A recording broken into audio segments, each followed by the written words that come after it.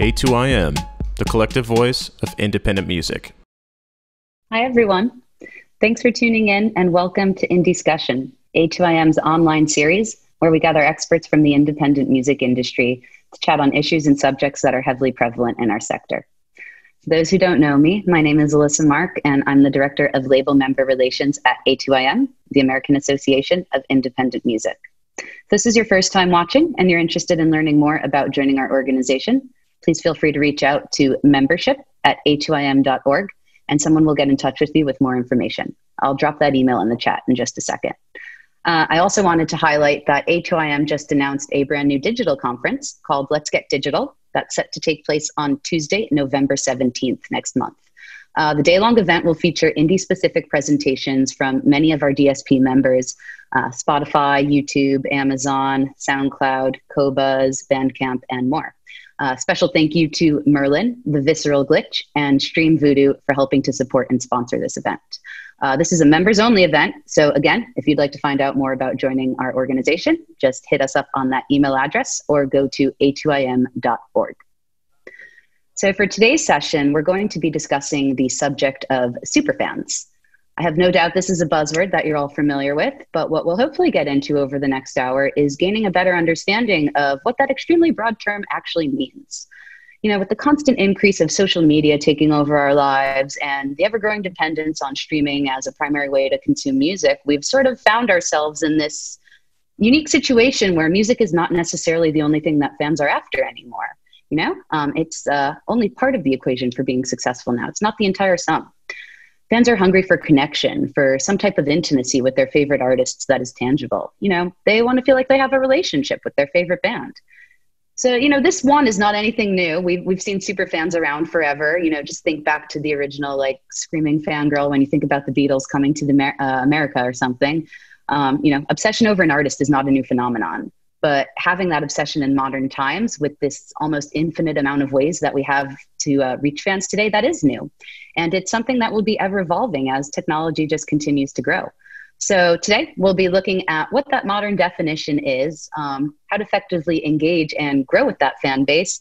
And we'll go over some of the tools and techniques that our, that our labels and our membership are using. So let's go ahead and we'll bring our panelists on and we'll quickly introduce everybody and then we'll jump right into the conversation. So first up, we have Moody Jones, who is the VP of Digital and Creative at Empire Distribution. Moody, if you want to jump on. Hey guys, thanks for having me. Really excited to be here, talk about what a superfan is, what that looks like, and to hear what everyone else on this panel has to say. Thanks, Moody. Next up, we have Dustin Boyer, who is a partner at Venture Music. Hey everyone, good to meet you. Super stoked to be discussing superfans. Thanks.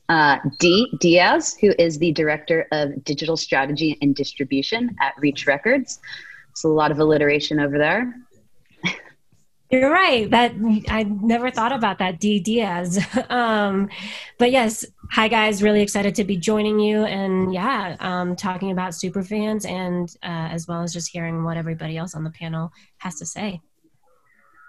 Thank you, Dee. Next, we have Taishi Fukuyama, who is the co-founder of Qrates. It's also 3 a.m. for Taishi. He's coming to us live from Japan. So an extra special thank you for joining us today, Taishi.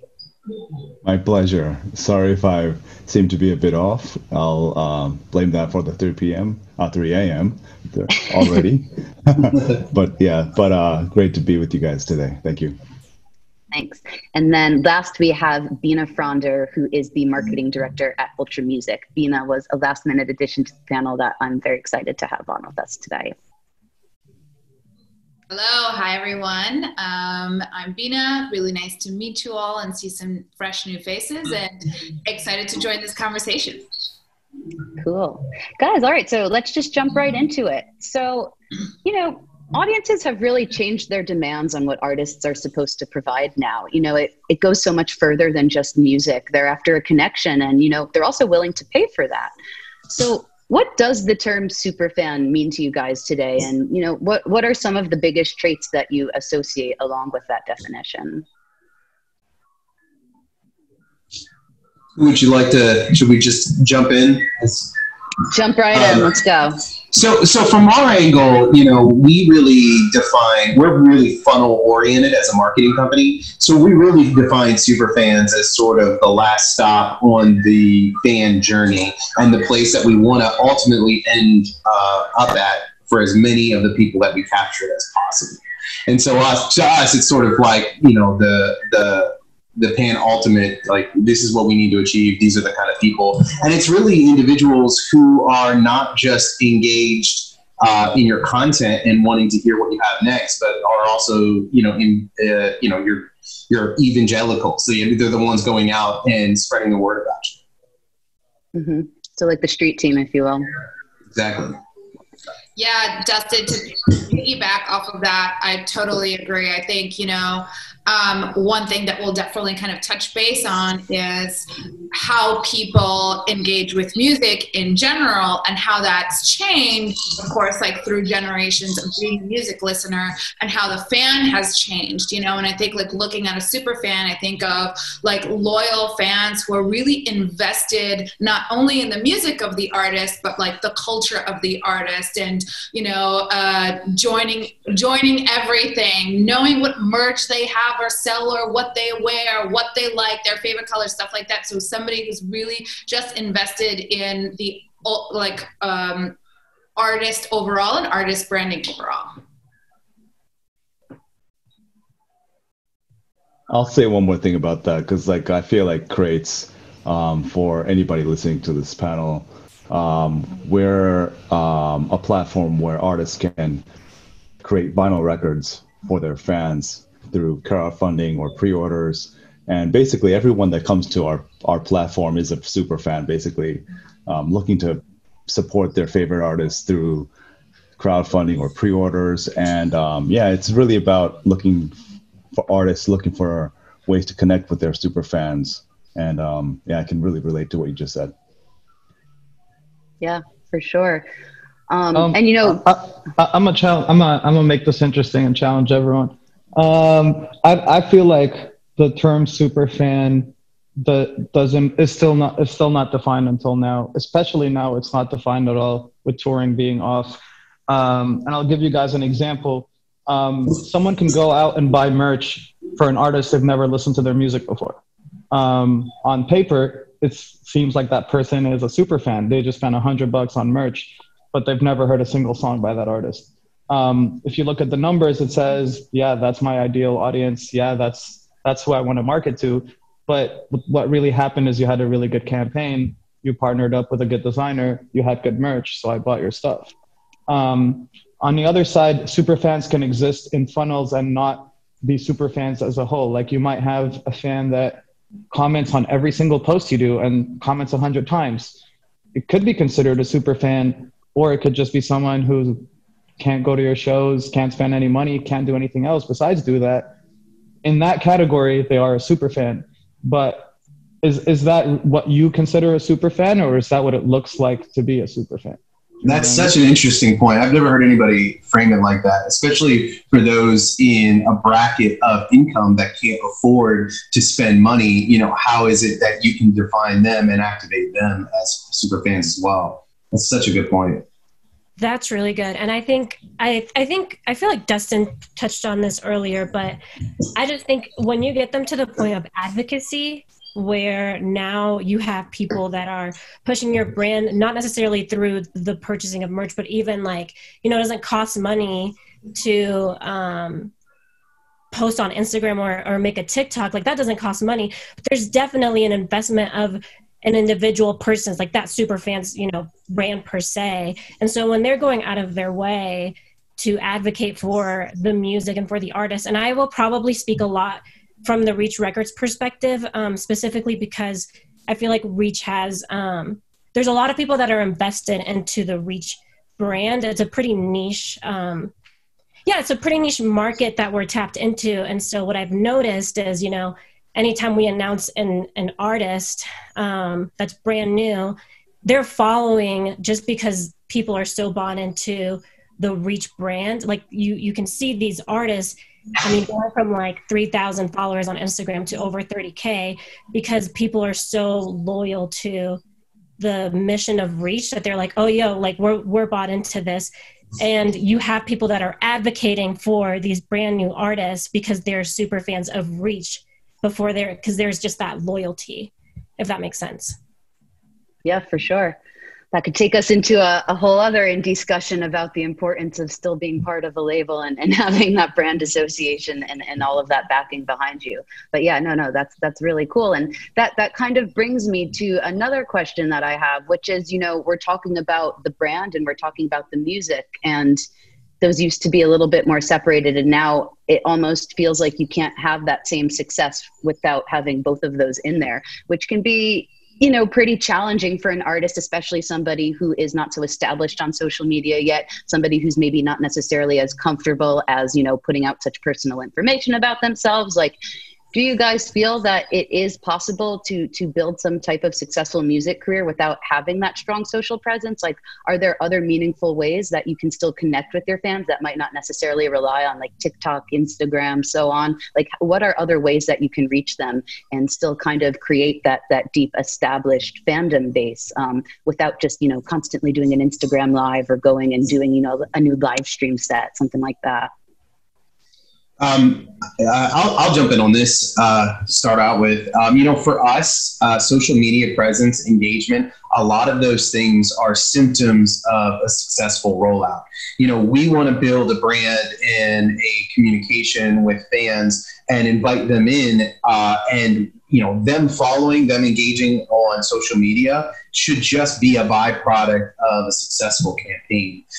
So I do think that you can't really have a successful campaign without inadvertently building some sort of social media platform. And especially right now, I think that you have to kind of pick and choose your lane and your avenue and where you want to go and how you're going to do that. But even when, you know, for that guy, touring was currently a thing right now, went out and connected with people directly, they'll go out and they'll find them and they'll follow. Yeah, I think sure. hopping in on my side. So I'm over at Ultra, and we work with a lot of DJs and producers, and we face that a lot, right? Because I think we have the DJs and the producers who, like, their big thing is either they want to make the music or they want to play the music live, but they don't necessarily always know how to connect with fans on socials. It's just not their bigger forte. And one thing that we always kind of suggest or really help guide them is just finding their angle. So if the angle is live, you know, really like hone in on that. And what is your live going to look like? What is your set going to look like? How is it going to be when you're connecting with fans through that? And really like focus on that angle. Because one thing we noticed too, and I'm sure, you know, everybody on this panel can also agree with, is if you try to force it, fans notice that. And they notice that on socials, and that turns them away or turns them off. So it's better to do something that the artist actually you know, organically understands and really focus on that angle. Yes, 100% agree with that. If I may kind of double down on that, is that we see like so many artists on Qrates succeed, like have successful campaigns in so many different ways. Like some might do it through a YouTube video, they can do it through their regular kind of like social channels.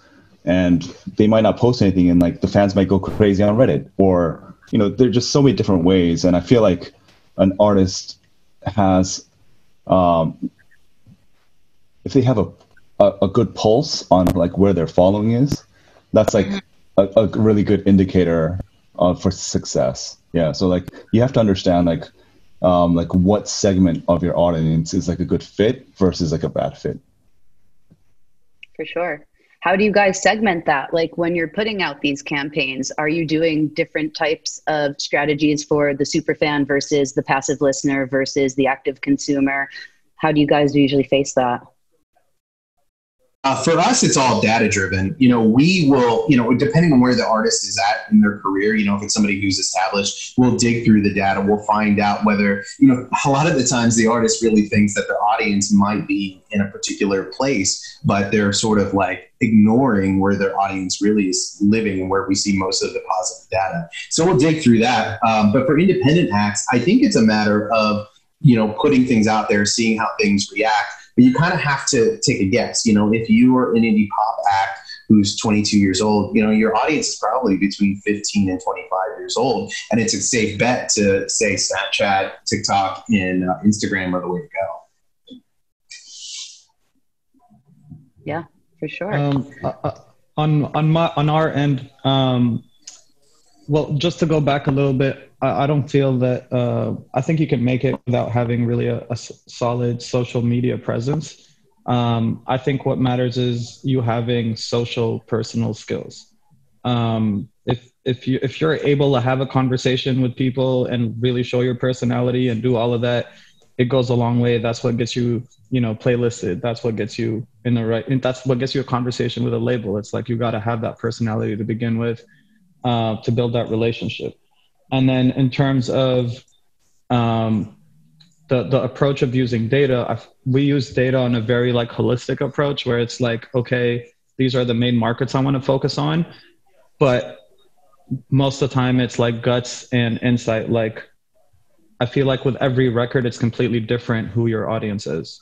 You can't assume that my fans are always going to like this. No, if all of us, if you have an upbeat record now and your last record was a sad record, pretty sure it doesn't have to be the same fan base. And no data is going to tell you that those people are going to like it. You got to use a bit of intuition and be like, no, this is a different vibe. This is a different audience. I don't have that data yet. So I need to just trust my gut and do it. So you got to have good people on your team. Cool.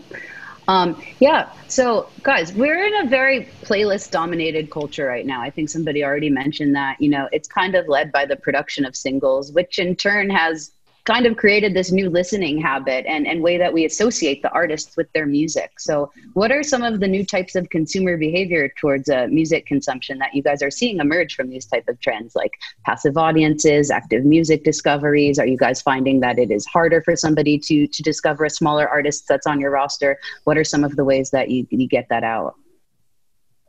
I think on our side, one of the challenges that we're seeing more now than probably we have in the past is making that association with song and artist, right? So let's say a song becomes a hit or a song does really well on top 40 radio, dance radio, they might not necessarily know the artist at all. And so that's something that we face a lot when it's a very digital focused type campaigning versus overall artist campaigning. And that kind of connects with, what Moody said of really honing in on the artist's social presence in the sense of having that type of personality that people can connect with. Because when they're lacking that in any capacity, a person can be super awkward on socials and people will love that and fans will love that, but as long as they own it, right? But that's something that is a challenge that we've found that is a little bit more recent and a result of playlist type culture. Yeah. So what would No, go ahead. Sorry. So I was going to say, that's a challenge that we have. And just to kind of give one of the strategies we try to utilize to overcome that is we actually try to pool all these passive listeners, together. We kind of say, okay, there's all these listeners. They're just naturally gravitated towards listening to singles without actually engaging. How do we engage with them? And one of the strategies we utilize is we actually build playlists that are sort of branded in and of themselves for the artists. And then we try to target those people. And then once we capture their data, we retarget them with more personality-driven content that focuses more on the artist connected with the song. So we hope they hear the song in the playlist, they're passive listeners, and now they're seeing ads with that same song connecting directly to the artist. Oh, it's very clever. Great. That's awesome. Alyssa, I feel like you were going to go into it. I was going to add something real quick, but I didn't want to interrupt you. I was literally just going to say, how do you turn casual passive listeners into into a more engaged audience? So Dustin did one step there. Yeah, I think you know, as we talk to like younger artists and just this trending, this new trend. Well, it's not new anymore, but this trend of, you know, playlisting. Like everybody's trying to get on an editorial playlist, and you know, for us, it's like constantly like, yes, we are absolutely. I mean, that's literally like my job is to seek out those editorial opportunities, but at the same time, encouraging our artists like, hey, that's like a dope. You know, for a song to get playlisted, you get a hit, but also we need to make sure that a lot of our time is spent on developing your story so that when they do find a song that they love, what are they seeing on your artist profile that's drawing them to want to continue to know you through Instagram and through your socials and engaging with you. And so, Dustin, I love that strategy that you were talking about. One thing kind of in line with that as well is when we do land an editorial playlist, something that I'm trying to do is I'm looking at those artists that are on that new, like especially if we're breaking into a new territory, looking at those artists and seeing like, okay, can we run some ads that are targeting some of these artists? Because if we just landed a playlist and we're like, man, we really love to hone into this, like mellow bars on Spotify. We just broke an artist onto that playlist and he's like, yo, this is direction that I want to go. Okay, let's start targeting these artists so that these fans can start to make the association with this new artist's music. And so some of those strategies, and then also like Dustin said, building those third-party playlists that have that sound. One more thing that I wanted to add that I'm really excited, somebody on my team just came up with this thought, and I think some other people have been doing it, specifically with Spotify, just being aware of tools as well that DSPs are developing. And so one of those is, you know, if you have access to Canvas on Spotify, there's actually so many interesting things that you can do to captivate a brand new listener on a playlist. So one thing that, you know, we're going to start doing is adding our artist community phone numbers to our Canvas, because somebody may have never heard of, you know, our Lecrae or Andy Mineo, some of our artists, but then they listen to Beast Mode and come across a single, and then they see this like story or something that's engaging, and then you're now able to, through this single, draw somebody into the actual artist's brand per se, if that makes sense. Yeah, definitely. I think we're still in this weird phase where, you know, I think a lot of artists think that the playlist is the end goal. You know, that's the main objective of the campaign. And really that's like the cherry on top. It's great if it happens, but that's not where you should be putting all of your effort. You know, like 1 million streams on Spotify is not going to equate to you selling out a show somewhere else. You know, you really need to go and make sure that you're diving in and you're finding those people who are going to engage, who are going to discover your music further, who are going to subscribe to your brand and, you know, become more accustomed to that. Well, even when you get on a Spotify playlist, I mean, you can kind of kill two birds with one stone. Like oftentimes when we get Spotify editorials, we will run ads to those playlists. Go and tell Spotify like, hey, thank you so much. We're going to run an ad to your playlist saying that we're on it. So Spotify's like, that's awesome. And there's going to be more love down the line. But on top of it, we specifically target the top 5 artists on that, their audience, and then retarget them again with your, you know, ads, like I was saying before. So the Spotify editorials, I mean, so many artists I've worked with get on there and then they're just sort of wipe their hands and they're like, okay, I've done it. And that to us is just when the work begins. That's when you can actually start funneling people into that super fan model. Yeah, for sure. So guys, what do you think some of the most important platforms are to focus on right now when you're looking to do those deep types of engagements and build the fans up, eventually get them over to the playlists? You know, we have like Triller, which is huge now, TikTok. Where are you guys finding the most success, and what have you guys seen some of the best ways to actually effectively engage with those audiences and grow that base out of it? On our side, it's for sure been TikTok. I think the influence of, it's crazy. Like we talked earlier about Superfans, but we live in a time now where sometimes fans will dictate the name of a record. There's been a bunch of times where, because that's what people were searching for, that's what TikTokers are using to find this record that we had to go back and change the name of the song so that they can find it. Which is crazy. It's like you could super fan inception. They don't even know like, the amount of play that they have on there. And it's nuts because you could be the person that changed the name of the record, but you're not even a fan, which is nuts. And I think we talked a little bit earlier about like active fans and like passive listeners. But I think now we're at like this time where there's like disposable fans. They like just consume your music, just create the content, and then move on. And that's it. But still, without a doubt, TikTok for us has been the strongest platform. I think in terms of economics, I think YouTube is the best platform, hands down. It's the one that's global. It's the one that costs the least to promote. It's the one that gives you the best insights, honestly. YouTube is the only platform that will tell you how many people watched your video for free or how many people added it to a playlist. Also, comments are hella underrated. That's the only place where you can actually get feedback from your fans. Like, are you serious? No other DSP provides that. And sometimes, you know, from a marketing perspective, you'll go read the comments and you're like, oh yeah, you're right. I should have targeted that artist. That makes a lot of sense. It's the best feedback system. So yeah, for us, it's definitely YouTube, TikTok, and just the artists themselves being personalities. I think since COVID, any artist that relied on gimmicks isn't not making money, and any artist that has personality and it's just like all over the place is shining. And is that on the Empire YouTube page? Is that on the artist page individually? Are you guys like putting content up every single day? Are you doing live streams? Like, how are you making sure that stays constant? We do it every day, but I mean, I guess it's a little bit different for us because we have so many artists that every day one of our artists at least, or two of our artists at least, are doing something. So we can just repost that or repurpose that. You know, we just encourage people as much as possible to just be silly and be unedited and be stupid and then do whatever you want. Like say dumb shit. Who cares? Like at least it'll be heard. Instead of being, you know, if your brand is shy and introverted, sure.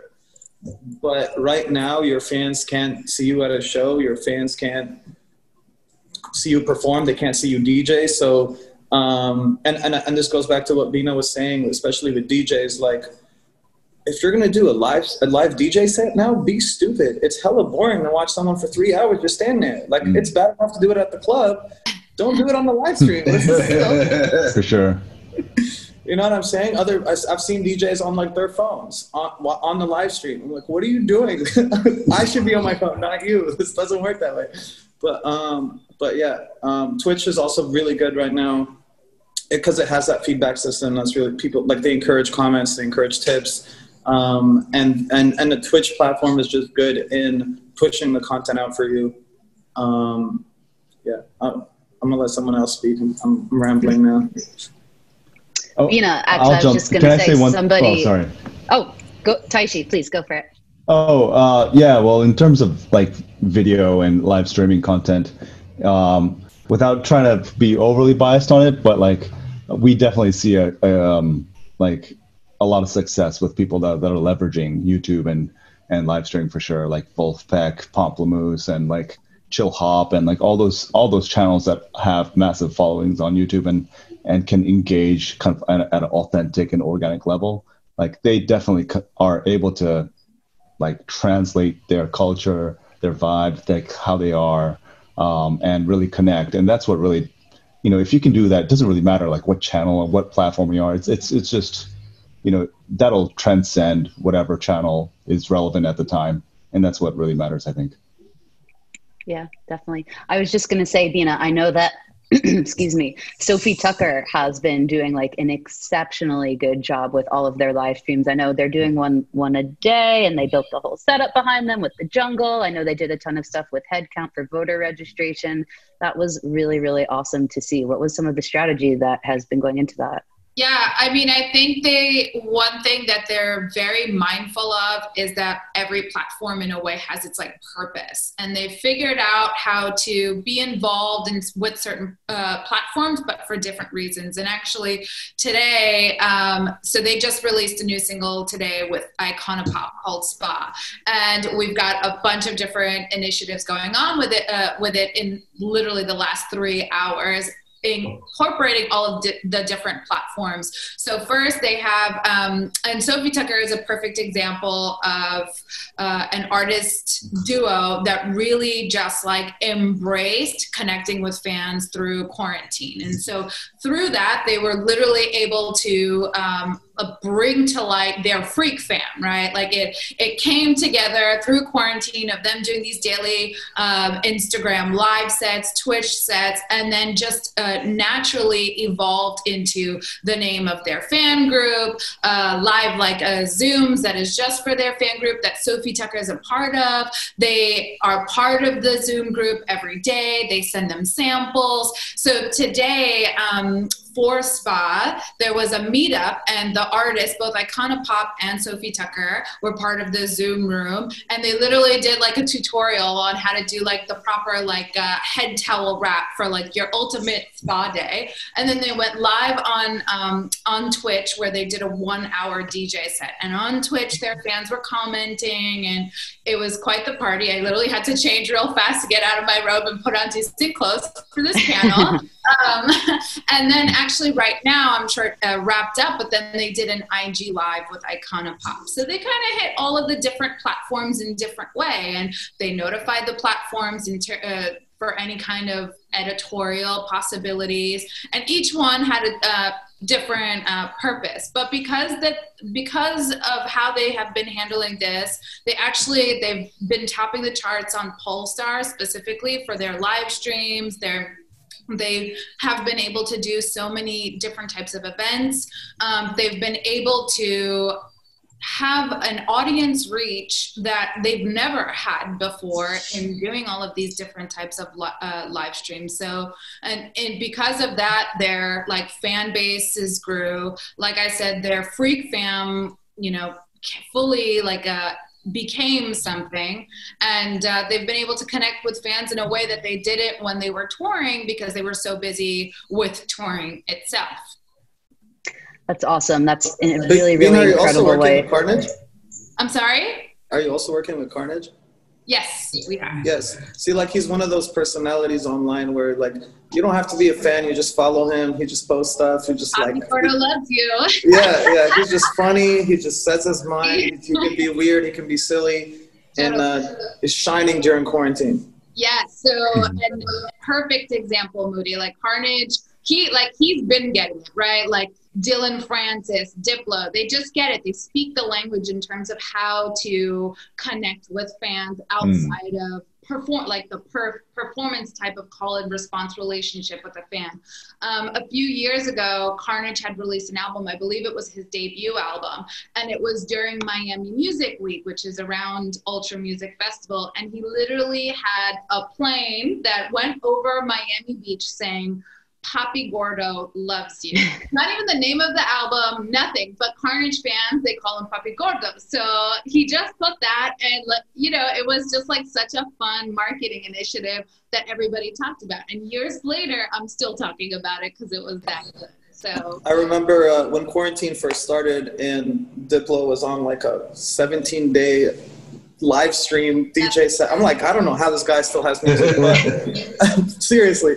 And I remember him and Carnage decided to do a set together, and they both posted that they were gonna do mushrooms and LSD in their live set. And everyone ended up going on Twitch and was commenting like, "Who do you think did this? Like all the comments were people literally investigating who did LSD and who did mushrooms. Yeah. And they stuck around for all of it. They were probably sober, but everyone made their own stories, and it was good. Like I think bringing out that side of you during this time is really important. 100%. Yeah, Mad Decent, actually, they did a really great job at preparing for all the live stream stuff. You know, they had actually built out an entire like den for Mad Decent to do all of their live streaming like a few weeks before COVID hit. So the timing just happened to be very much on their side for that. But yeah, it's been very fun to watch them. Yeah, I think the electronic genre was very quick to assimilate to the circumstances, just given because they're used to it already. And there's a big live stream community in dance music that already existed, like Boiler Room, Mixmag, Circle on YouTube. So talk about stunning content on YouTube. So they're used to like having a remote setup when playing music. So in fact, a lot of the first like artists that you saw like be quick to perform on during virtual is Diplo, is a lot of the electronic artists because they were already prepared for that. I was going to say for smaller artists too, there's a real opportunity here if you're consistent enough. You know, I think we talk about a lot of these larger artists, and coming from being a smaller artist at one point myself and working with a lot of them, you hear these ideas and you're like, okay, well, but what's going to work for me? You know, we recently worked with an artist and they were streaming maybe like once or twice a week. But what he did leading up to the album that his album that dropped last week is that he essentially decided that he was going to stream every night of the week on Twitch for a whole month straight. And what he did was he then got 5 or 6 other similar streamers to raid him after their stream. So he timed it to end start when theirs was ending. So over that course of that time, he went from maybe 5 or 10 streamers on any particular stream to by the end of it, he was having 100 or 200 viewers per stream. Wow. That's awesome, yeah, Dustin. I think, Dustin, that's a great point. And to add to that, you know, we work with a lot of, you know, smaller artists that are still on the rise. And, you know, we had to shift our direction for them, especially in terms of how to connect with fans. And I think they actually had somewhat of an advantage because, you know, all of the partners, right? So outside of the sales platforms, media partners were interested also in doing live streams, right? And they weren't only looking for the bigger artists, but they were looking for rising talent as well. So we had a lot of our smaller artists that maybe wouldn't be able to get like a Mixmag or a Boiler Room wanting, you know, able to get a Mixmag or a Boiler Room. And that also definitely like helped them be able to connect with more fans than they ever had, and had, of course, like led to their socials blowing up, getting a lot bigger, and of course, more reach with their music as well. So we saw an opportunity there too. Nice. So we have one question that we can go ahead and answer now. Somebody wrote, I remember growing up as a kid in the 90s and I'd spend months listening to a new album. Me too. Do you guys find... I still do. Do you guys find there is more time spent listening to one project, or are people moving on more quickly? I think it's safe to say that people do move on very quickly, but I actually feel like it's the nature of the atmosphere that they're listening in, not necessarily a preference. And so you can combat that as an artist and as a marketer. You know, you can focus on pushing them in places where they can engage with your content, you know, sort of holistically, whether it's video content or audio content. I mean, to just give you one example, when we market a new song, we don't send them to the song, we send them to a catalog playlist. So we'll do like a This Is Artist playlist, put the song first, send them there, and then we usually get about, on average, 10 streams out of that one listener. Mm-hmm. But are you guys putting as much strategy behind like an entire album, or are you more so honing in on just those singles at this point and kind of hoping again for those super fans to swoop in and be the ones who support the full album initiative? On our end, it's definitely still very single focused. I think the album as a whole, look, if an artist has really, if they're really wanting to put a creative effort in telling a story behind an album, I say go for it. Like if that's your creative vision. But as a marketer, you have to understand the ecosystem that you live in, where people are expecting singles, and it's much harder to get them to engage on an album. So you have to be clever about how you do that. I'm gonna also say that the problem today is we're all fighting for someone else's attention. And it's going to be, it's hard enough for you to send your own song to your friend and ask them to listen to it. You think if you're going to ask, someone has never heard of you, you want them to listen to your album, it's not going to happen. The other thing is the person who asked the question, growing up in the 90s, you decided to go listen to that album. The album wasn't forced to you to listen to. You went out, you bought the album, you went home, you put the album on, and you played it at your convenience. It's a very different cycle, So someone will listen to your album if they decide they want to listen to your album, but if you tell them that you should, no, I don't want to listen to it. I don't even listen to my friend's music. And so I think it's best for you to be focusing on singles. And for a lot of indie acts that I work with, I'm always advising them to not put out albums. I'm build your story, figure out your narrative, figure out what your fans like. You know what I'm saying? If you break it down to a very simple way, don't go on live on Instagram when you only have 10 followers. Wait till you build that fan base, and then people care enough to a long piece of content versus a short post. So yeah, that's what I think. I'm going to jump into that as well, because being co-founder of Qrates, obviously vinyl records, and that's a lot of that culture is about albums and such. But obviously, just to answer that question about is the world turning into streaming and single oriented? Absolutely, And I think when you're thinking about your music as a business, if you're thinking about entering the market as a product out business, you're not really thinking about the market demand. You just got to really figure out what your product is and build your audience around that. But if you're really thinking about what the market really demands you can, and you have the flexibility to hone your artistic craft around it, you certainly want to, enter the market thinking about how that market is single oriented and stream oriented, and, it might be a lame, it sounds like a very dystopian way to think about how to create music. But if you're thinking about it as a one-to-one business oriented thing, that's what it kind of comes down to in a way.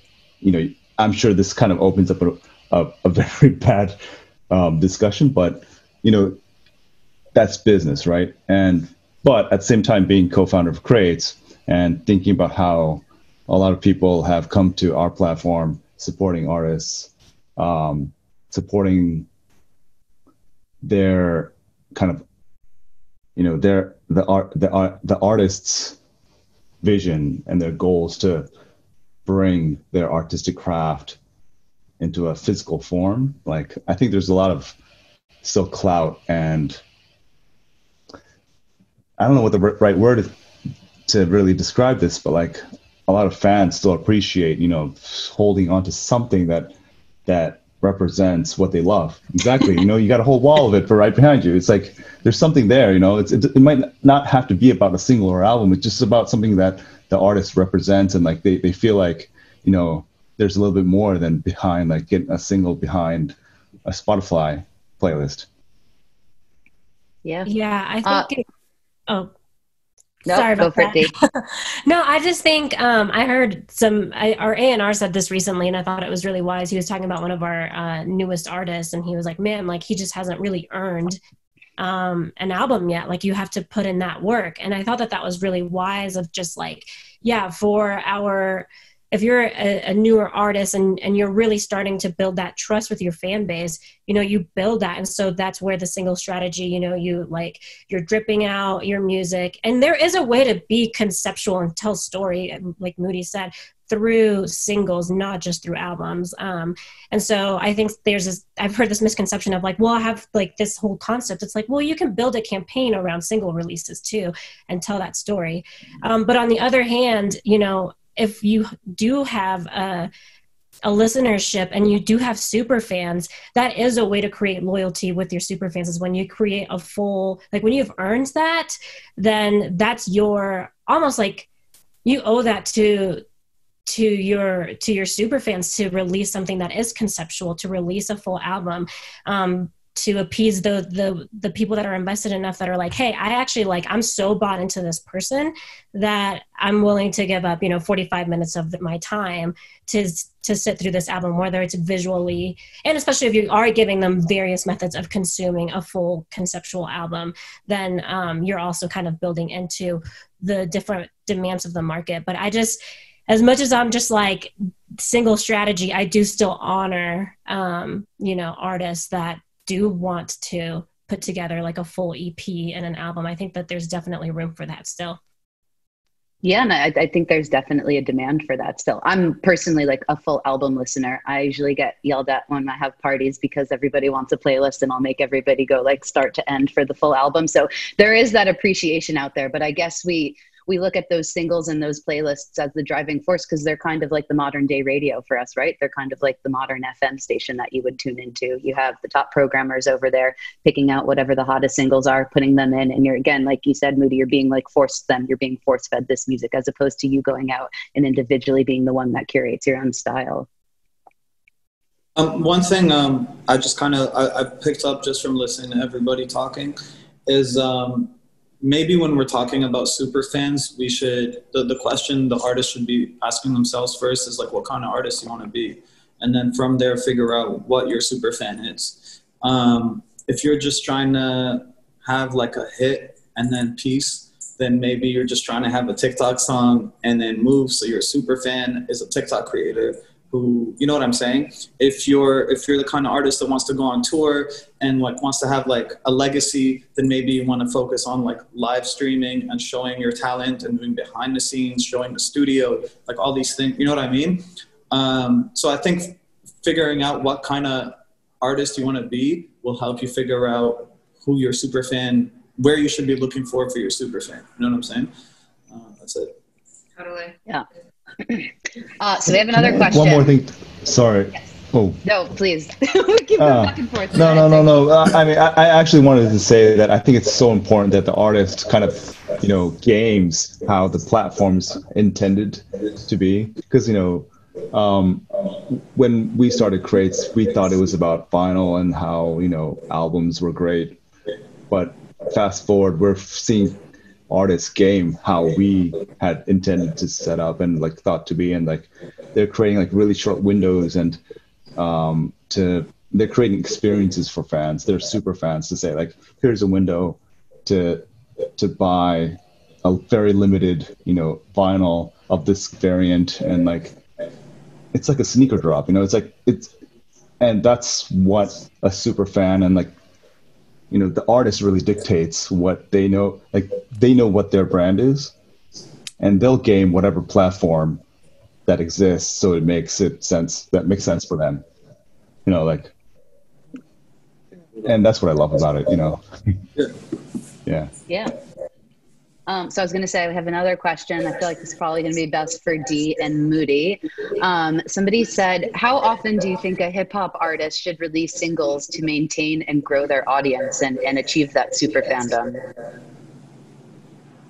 Man, I think we're still, doing a lot of testing and trying to figure out if there is an exact formula. But I think for us, depending on, we're doing a single release strategy for one of our artists right now. And we've been timing them about 2 to 3 weeks, which to me felt a little bit short initially. And it turned out one of our TikTok campaigns started to take off. And so because of that, thankfully for indie distribution, we were able to pull back our next single release and are letting this one roll out a little bit longer, a few weeks longer, so that we can continue to engage with this last single that released 3 weeks ago and take advantage of this TikTok campaign and continue to push it before we release the next one. And so for that, I would say if you're just releasing singles, always be willing to test and if you have the accessibility to be able to pivot, always be looking at data, see how the market is responding. Because the worst thing is, no, it's not the worst thing, but if you are having a single that's starting to take off, giving that its due time, so that you can really focus well on the next single release and ride you want to ride that listenership gain increase from the previous single. And so I would say like right now we're between anywhere from like 3 to 6 weeks is what's like kind of working for our artists. But again, that's going to be different based on, if one single doesn't take off as much as the last one, we can always pivot that strategy. For an artist who's more established, if we do have the luxury of investing more into different campaigns, definitely doing, like if they're doing an album release, we are very big on trying to do a longer rollout for an album as well, and making sure that we're pushing pre-ads and pre-orders, and that we ride out those single releases 2 to 4 weeks in between there. From ours, I'm assuming we're speaking to, up and coming artists, developing acts. So I would say the DSPs are just content, entertainment, streaming services. Put out shit as much as you can. Do it and like Dee talked about the features and all the platforms like Spotify. She talked about Canvas. A very underrated feature that many people could use is getting rid of your songs that suck. So just put as many songs out, and when and if a song doesn't work, just take it down. It's not the end of the world. So, and I've done that with an artist recently. Like, she finally found her sound. She finally got it. And so I asked her to remove all her past catalog and just start from here. And then from now, that's your sound, because I don't want to be confused by you when I go listen to your music. I want you to just know what I'm expecting. So I would say as much as possible. Also, that's what DSPs love. They love content creators. They love someone who's active on the platform.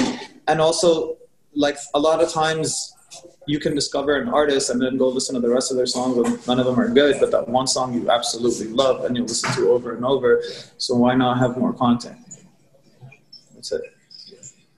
And I do want to touch on that real quick, because I love what you just said, Moody, about taking down music, taking down something that doesn't work.